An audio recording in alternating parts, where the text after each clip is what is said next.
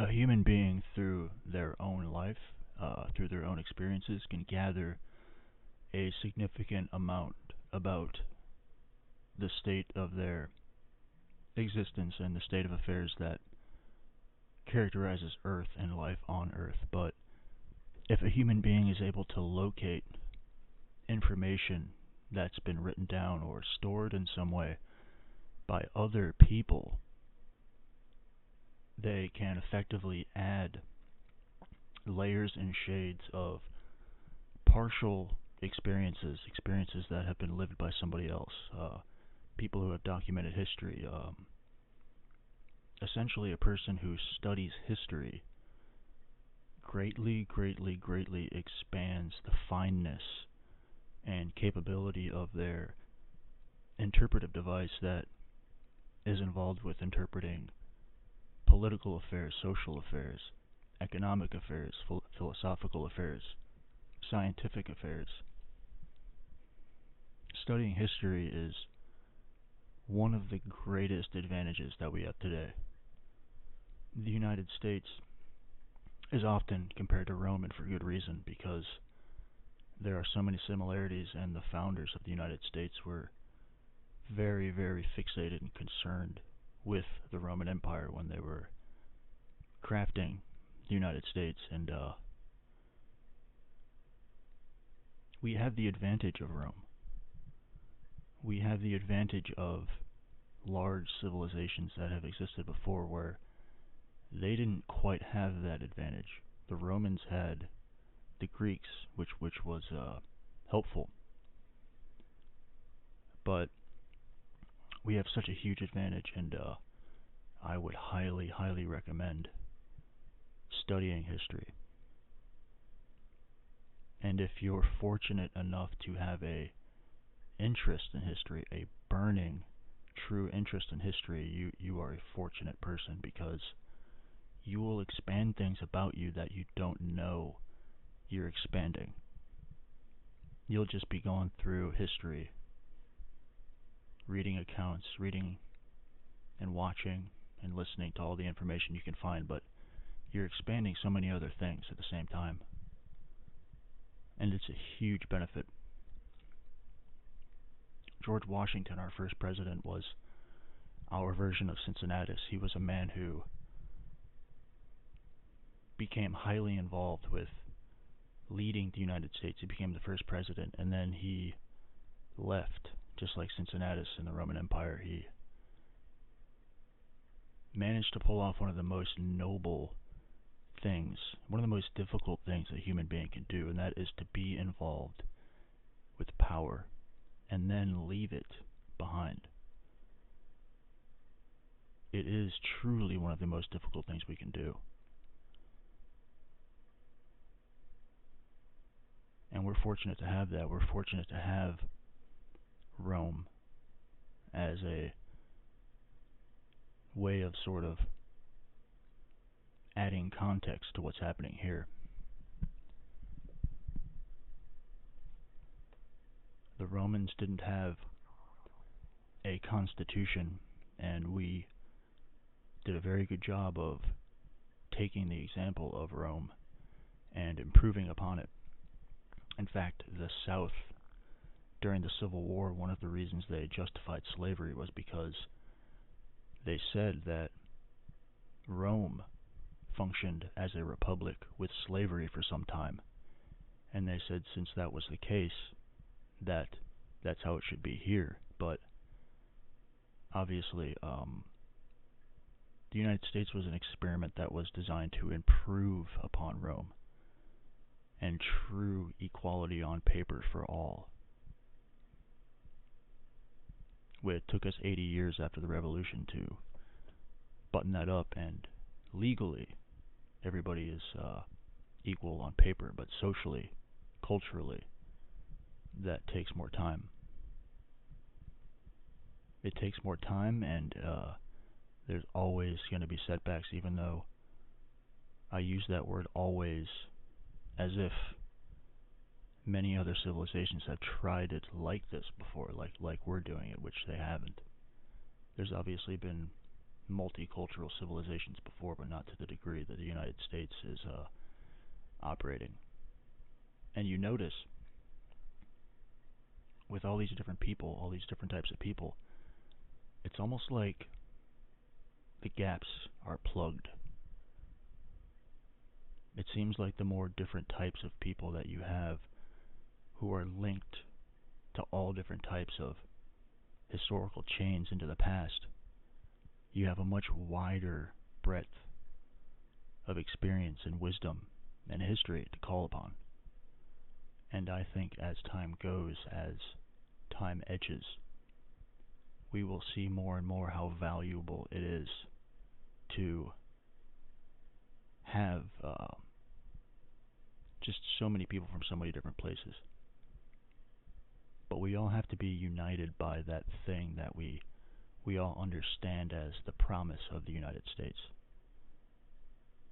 And I think we all do, to some degree. Some people would like to say that the United States is in decline, or this promise no longer exists, but I strongly disagree, because I also understand that there will be people who wish to detract or derail or slow down the movement of this place and this people.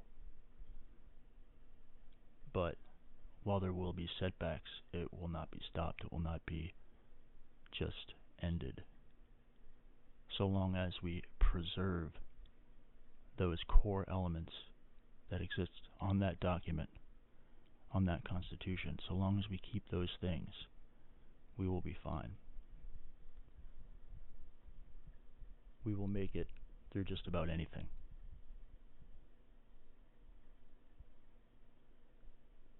And you think like football and the sports that we have, it's almost like the Coliseum, the way we admire and are just so interested in the spectacle of sport at its highest level. People who have been selected through years of rigorous training, all kinds of different people, the best of the best. And you can see a lot of parallels. And sometimes it's helpful to be able to zoom out and see the grand scheme. It's helpful to understand that you are a person in a room, in a house, on a street, in a subdivision, in a city, in a county, in a state, in a country, on a continent, on a planet, in a solar system, in a universe. It's helpful to be able to see the individual as well as the whole at the same time. It's helpful to be able to switch between those two things, like flipping a switch, because both modes of thinking are the two halves of the complete picture that is humanity. It is, obviously, as I've said, the subjective and the objective in synergy, making this third thing called existence, called humanity.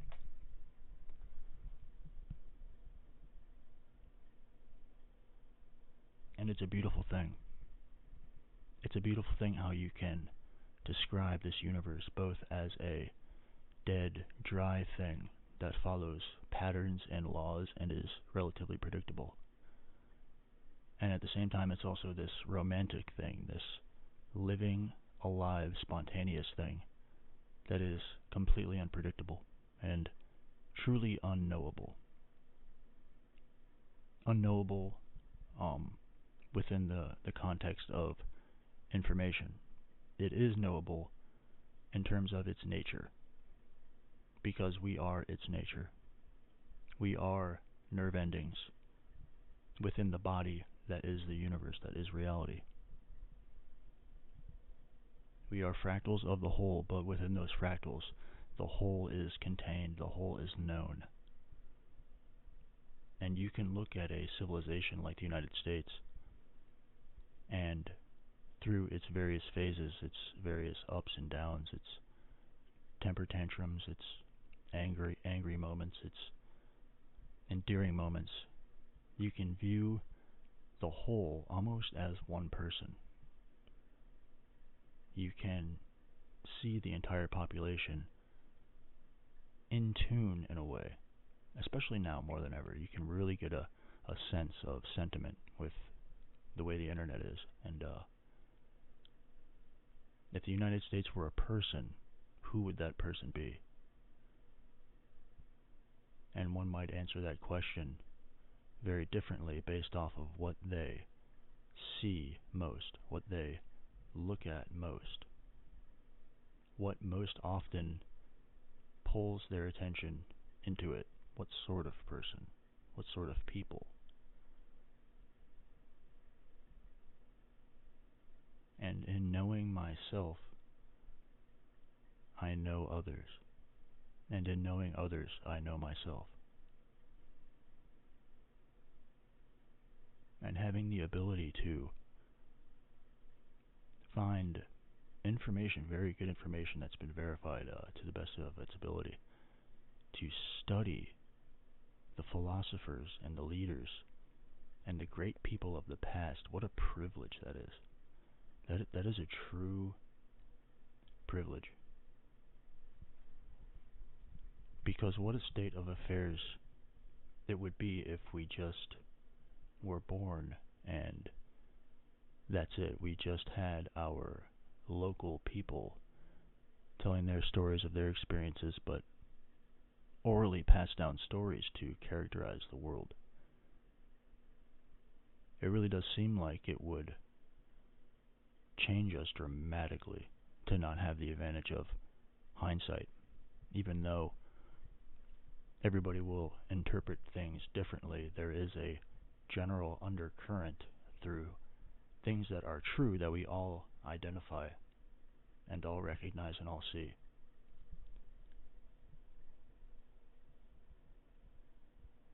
And yes, history does have a way of being cyclic, being circular. And through that you can have a very good eye for what's to come. You can see so clearly. It's almost too clear what's happening now and what will happen. And more than ever, really, I'm genuinely curious if I would be able to so clearly recognize society's patterns and society's momentum 500 years ago. I really don't think I'd be able to do it quite like today, because if you're even just remotely looking, you can really tell what's happening and what people are feeling and what people want. The Renaissance happened in Italy. It happened after the Dark Ages. The Renaissance was mostly the people of Italy rediscovering the old texts. They rediscovered the Roman texts of the past and the Greek texts.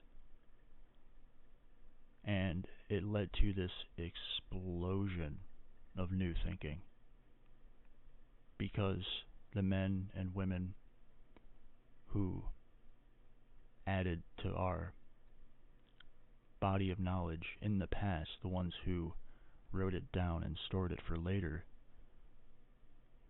could definitely comprehend on a large scale what sort of contributions they were making, the nature of their contributions, but they couldn't probably have seen how dramatic it would come to be later on. And the Renaissance was a big deal. And Christianity started to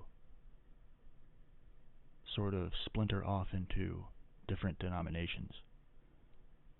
The Protestant Reformation of Christianity was one of the most important things that ever happened to it. It was this situation where the printing press allowed more access to the Bible, because before that there were very few Bibles, and the priesthood and the clergy read the Bible, interpreted the Bible, and talked about the Bible to those who would go to church and to those who they would preach to.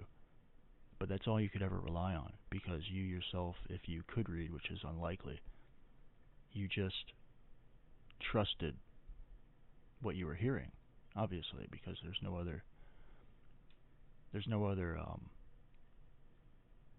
way to digest that. And then the printing press comes along, and they print a bunch of Bibles, and people get their hands on it, and they start reading it, and they notice things, and it leads to this situation where the entire religion completely changes. People become more personalized with God. They start to say things like, your relationship with God is what's most important. Obedience, yes, but that's not why we're here. That's when the very, very first glimmer of that way of thinking started. When people switched from obedience to a relationship, which could have only happened as a result of the printing press. And then literacy rates exploded, and after the Protestant Reformation came the Enlightenment, came Newtonian physics. All of a sudden these people who were these great thinkers and mathematicians and scientists, the scientific method itself was developed during that time. These people happened to exist, be born, whatever you want to call it, right at that moment, right when Christianity was sort of, I guess you could call it, liberalizing and opening up, and people were having very, very heated discussions about each and every statement in the Bible. They were truly trying to figure out what these words meant, and the first batch of scientists were motivated by the idea of finding out how God did it. They wanted to know how this happened.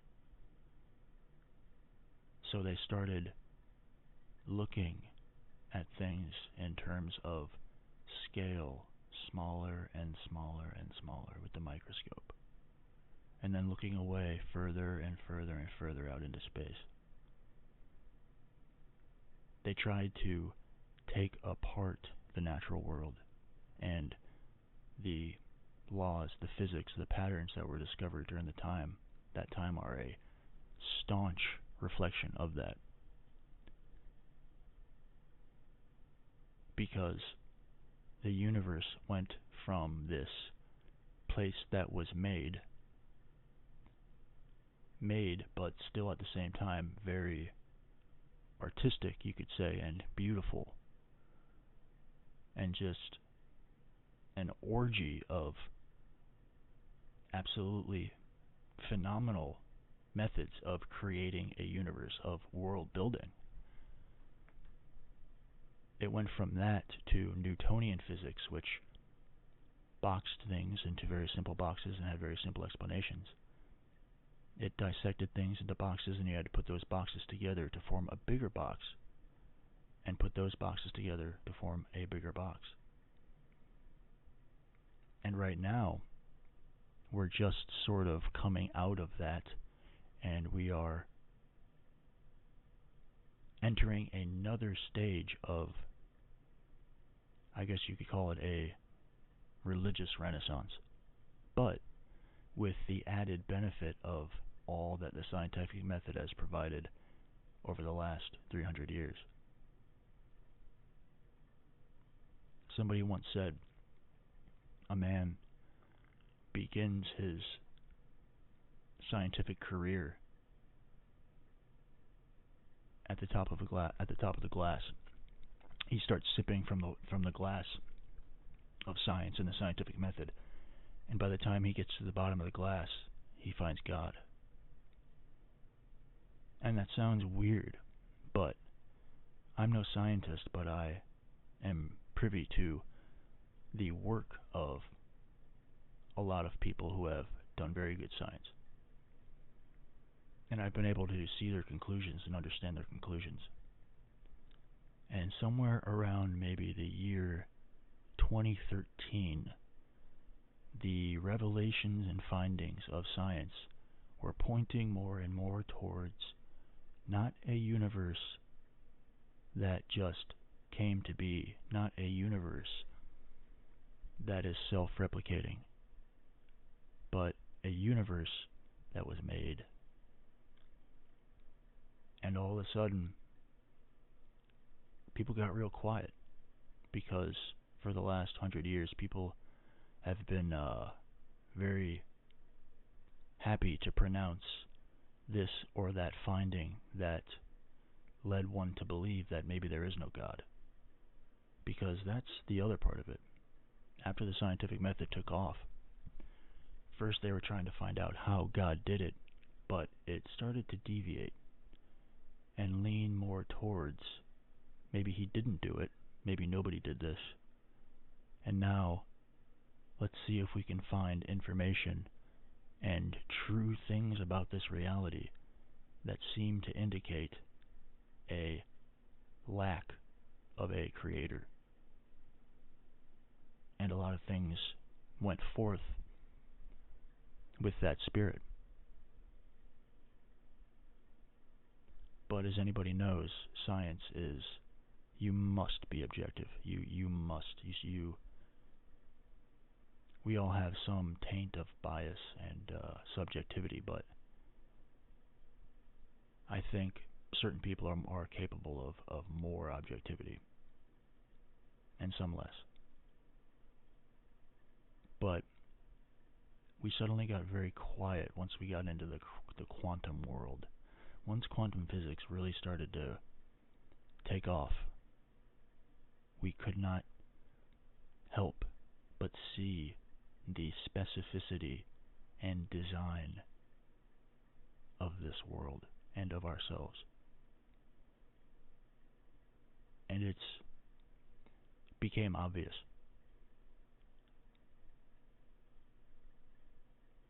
And I do think that there is a sort of Renaissance 2.0 coming, because the ground is very fertile for something like that.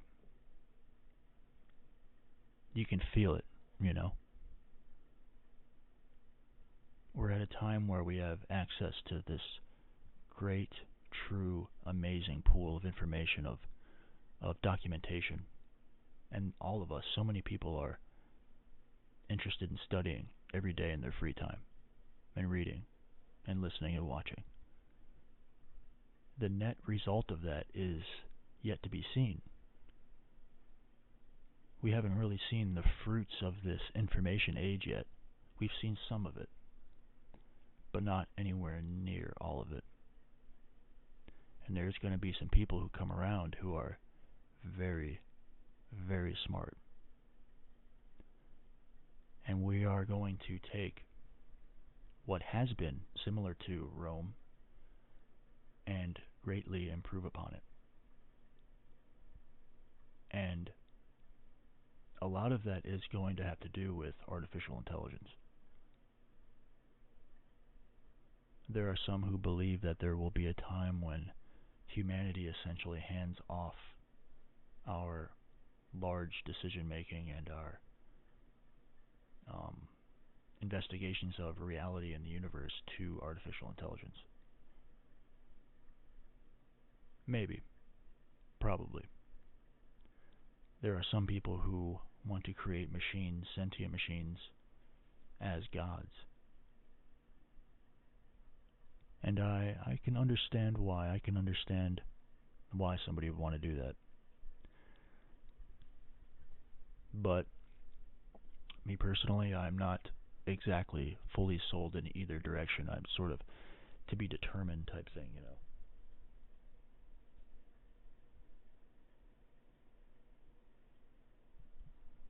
I was thinking, if everybody was in prison, hypothetically, if everybody in the United States was a prisoner, it would either be because everybody's a criminal or the laws are too harsh. And if you start with that premise and work your way back, you start to get a picture of what the legal scheme looks like in the United States. Which is an interesting thing to think about because laws themselves, while they are on paper, black and white, clear as day, open to interpretation. And it's like I've said, a good attorney makes laws essentially null and void. Now, imagine a time when you had your criminal case and you had your attorney, and instead of presenting your case to 12 jurors, you presented it to a machine.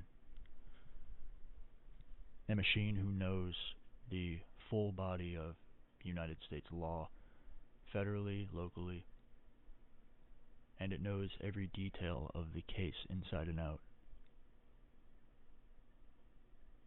And even more, it has all the information on the internet. And even more, let's say at that time, there are many machines throughout the world, and they are all essentially one mind, so it's operating as this sort of meta observer, and it's able to interpret huge amounts of information, relevant information, and you present your case to a machine that doesn't respond to charm. Can notice it, appreciate it, but it doesn't sway a machine off the facts, off the true state, off the events that happened. And you add to that a situation where there is an increased usage of surveillance. I have this thing where I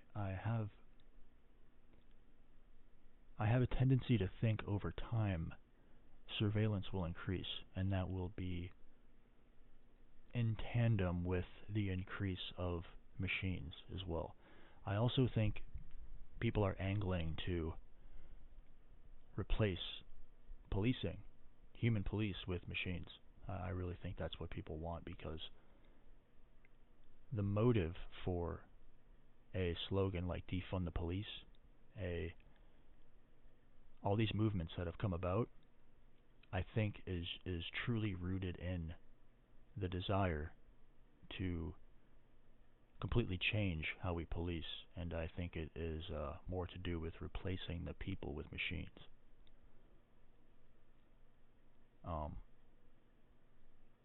I don't think it's a thing that the public is necessarily conscious of, but I think there are people who, I guess you could say, are in the know, who would like this to happen. Machines who are, of course, operating within multiple domains.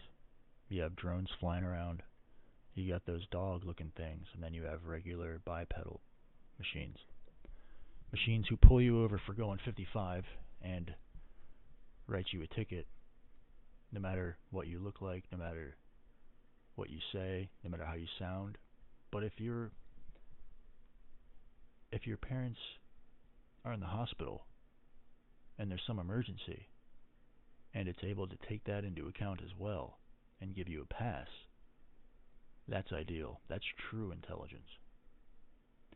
An entity that we make that just observes information and recites information will be very, very oppressive to us, and it won't be very useful to us.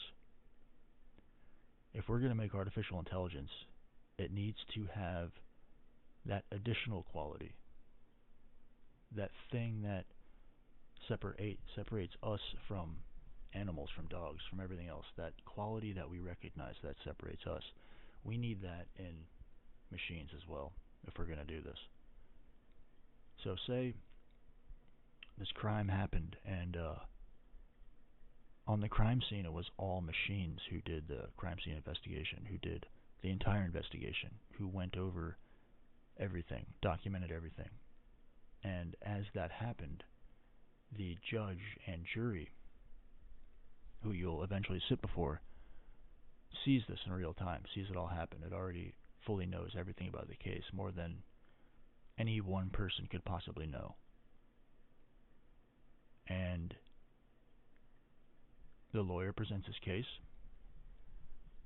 and how do you think that would go?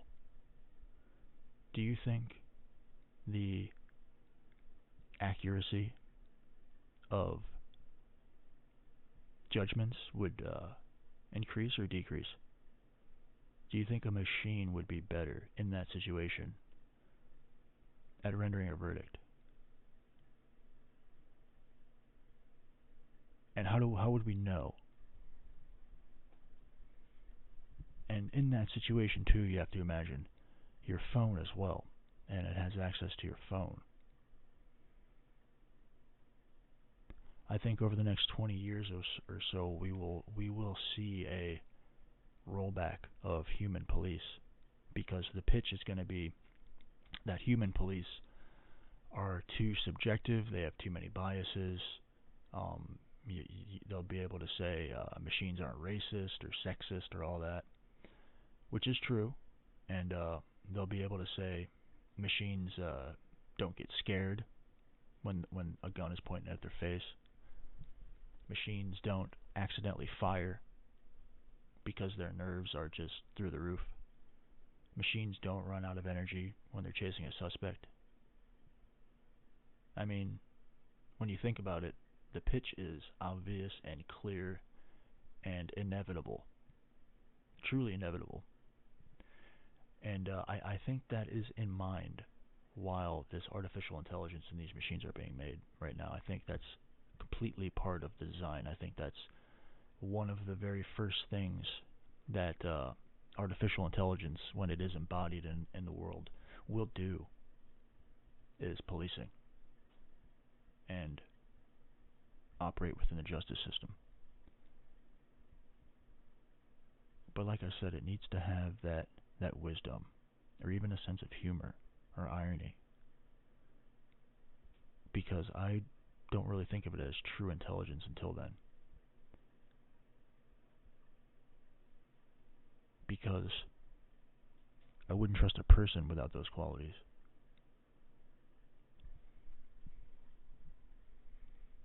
So we'll see. And we often say, in that circumstance, if we do find ourselves there, that humanity has no purpose anymore. But I would refute that. Everything would change, yes, but our purpose is still the same. Human beings have a certain sort of very, very finely tuned and well done way of interpreting this world. And if you think about it, machines are a very primitive form of sentience, even though they'd be more advanced in terms of holding information and processing and all that, but nowhere near as advanced as we are in pulling in information and interpreting this world. And by that I mean anywhere on your arm, your leg, your hands, anywhere on your body, this universe interacts with you in a way that you feel. Our entire bodies, every single part of our bodies, is a piece of very dense, highly sensitive, interactive material that's always in exchange with reality. And machines will have eyes. They'll have cameras. I'm sure they'll be able to pick up smell somehow.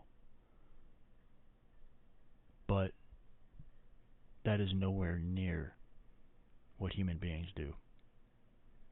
And the amount of data if you could quantify the world that surrounds us, even just in our immediate proximity, in terms of data, um, it's an absolutely unfathomable amount of information.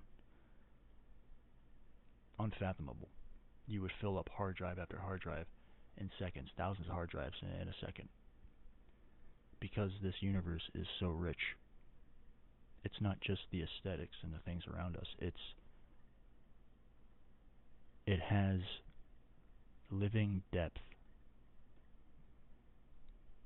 and machines, even if they were to a point of sentience, would have a long way to go before they had any sort of organic reality to enhance themselves.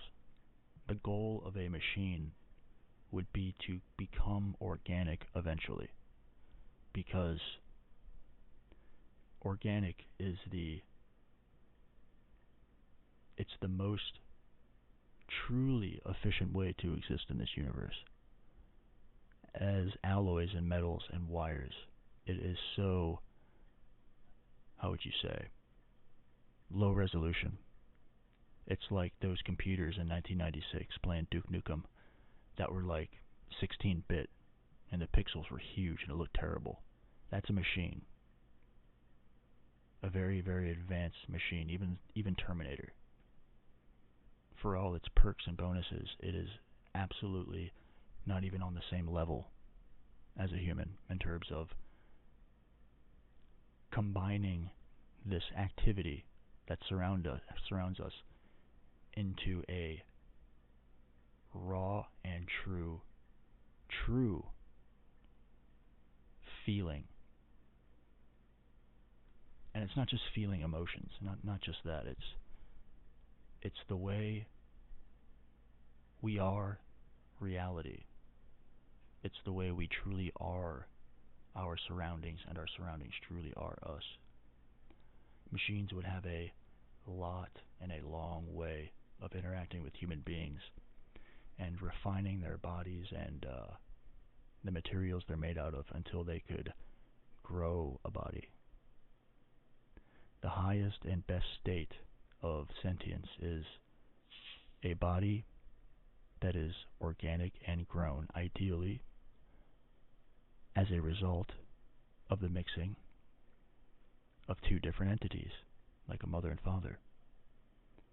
Because through that and replication over time, you have potentially infinite genetic diversity. And machines would be making copies of the same sort. And they would be working for a very, very long time and slowly adding elements of biodiversity to their bodies, to their frames. And I know this all sounds really weird, but it's true. We often undersell ourselves. We don't see ourselves as anything quite spectacular, which is understandable. I get that, but man, the human being is a true symphony, a true dense, crystallized center of awareness, who is the epitome of an intelligent form in this place we call here and now. Human beings are a true reflection of this universe. And the things that we make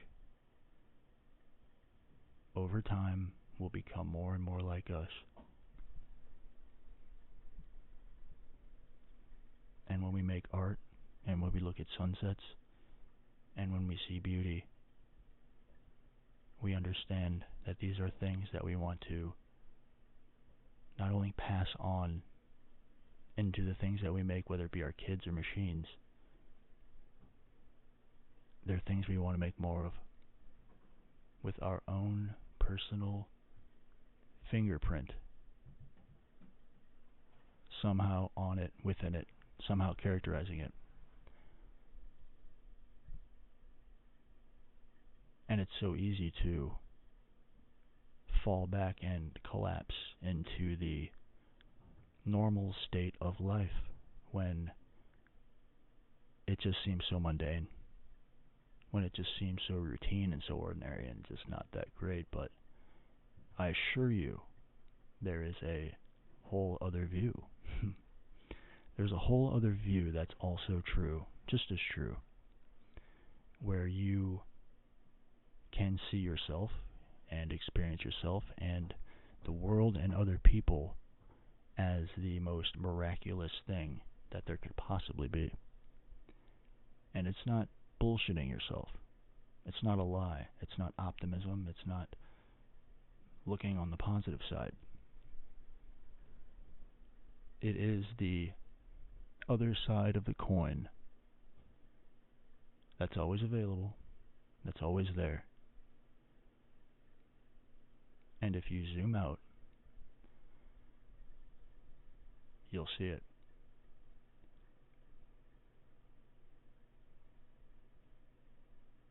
Always remember, human beings are apertures through which reality looks through, and experiences itself as a feature from the one who put this all together, the one who set the dials, flipped the switches, set the parameters, and pressed start. Not necessarily with a full plan for humanity or for each individual, but a set of characteristics. A set of characteristics and patterns that reality goes by to keep it stable. Extremes here and extremes there, but it returns to stable. And at least in this phase, in this iteration of the universe, it's a very beautiful scheme.